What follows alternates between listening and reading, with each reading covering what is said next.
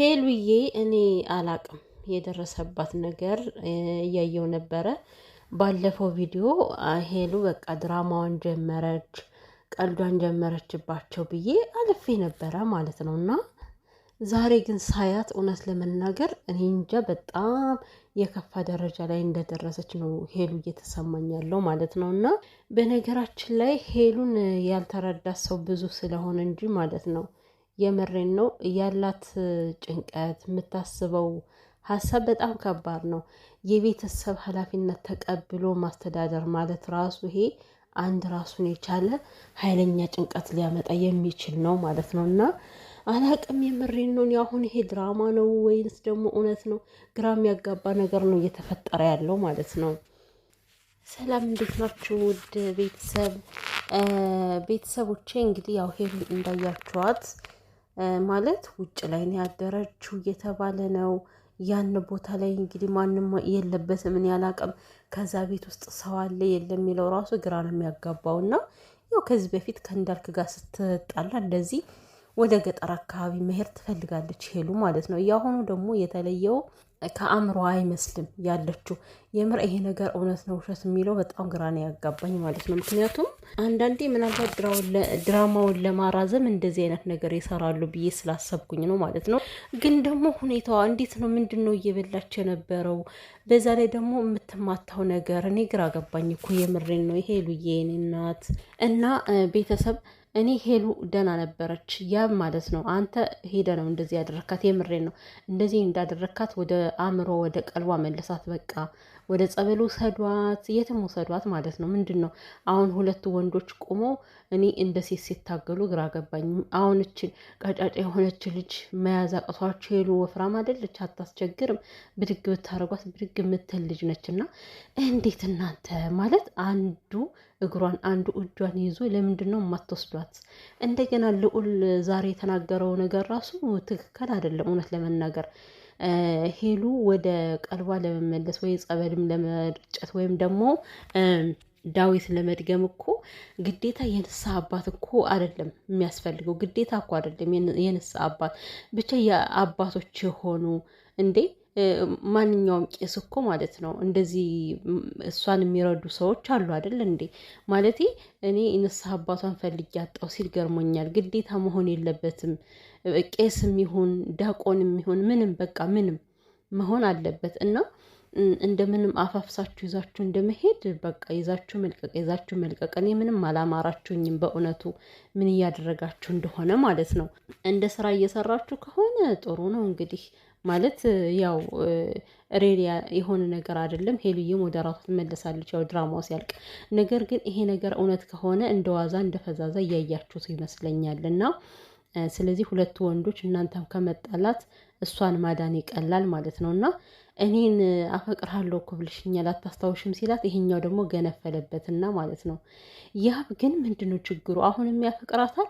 እኔ ይቅርታ አድርጉልኝና ያ በእኔ የሚሆናት አይመስለኝም ይሄ ልጅ ማለት ነው። ምክንያቱም በቃ ከሴቶች ላይ ዘሎ ይገባል። ሴቶችን ለመተው ደግሞ በቃ ባንዴ ነው የሚቆርጠው ያብ።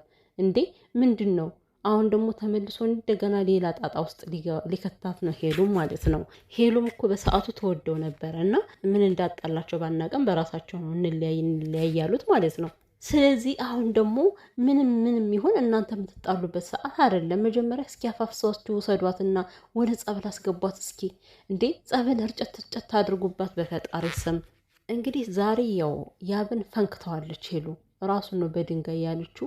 ደምቷል ሁሉ እንግዲህ ደማ እያሉ ነው እንግዲህ። ወይ ይሄ ደግሞ ቪንቶ ይሆናል እኮ አይታወቁም። ወይ ጉድ! አሁን ማንን እንመን? የምሬን ነው የምላችሁ። እኔ ለራሴ ሳያት በጣም ነው ግራ የተጋባሁት። ሄሉ እውነት ነው ውሸት ነው የሚለውን መለየት አቅቶኝ ማለት ነው። እና ማንንም እያስቀረበች አይደለም። ከዛ ቦታ ላይ ብቻዋን ማደር ራሱ እንዴት ነው አንድ ሴት ልጅ ከዛ ቦታ ላይ ብቻዋን ልታድር የምችለው? ሲቀጥል ቤተሰቦች እኔ ግራ ያጋባኝ ነገር አለ።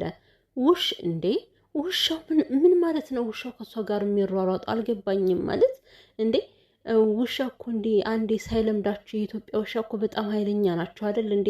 እንዴት ነው በሷ ከሷ ጋር ተጣብቆ አብሮ የሚተሻሻት? ስትሮጥ ይሮጣል፣ ስትመጣ ይመጣል። ምን ማለት ነው? ከውሻው እዛ ሰፈር ስለምንድን ነው የሄደችው? አረ በፈጠራችሁን ቶሎ የሆነ ነገር አድርጉ። ተው ልዑል ልዑል በተለይ በጣም ፈዛ እያየው ነው ማለት ነው። ምንም እያደረግክ አይደለም፣ አውቀሽ ነው ወይ ያልካት ነበርና እንዴ አውቀሽ ነው በሚል ምክንያት እኮ እች ልጅ የምርም ታማ ማለት ነው ሌላ የከፋ ደረጃ ሊደርስባት ይችላል። አውቃም ሆነ አውቃም አልሆነ በእንደዚህ አይነት ሁኔታ ስታዩት እምቢ ያለችን ብላችሁ መሄድ ሳይሆን እንደምንም ታግላችሁ ሰውም ቢሆን ጨምራችሁ ማለት ነው ይዛችኋት መሄድ ነበረባችሁ። እንዴት ውጭ ላይ ታሳድሯታላችሁ? እናንተስ ብትሆኑ ደግሞ እኮ በረድሽ ፈራሽ ይላታል።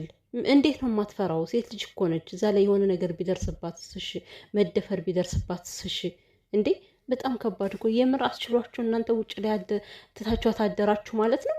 አደርሽ ሄሉ ውጭ ላይ እና እኔ በመምጣት የሆነ ነገር እያላችሁ ነው እንግዲህ ምንም ማድረግ አልችልም እያለ ነበረ ያ ማለት ነው። ሲጀምር መሄድህ ራሱ ስህተት ነበር፣ ትክክል አይደለም።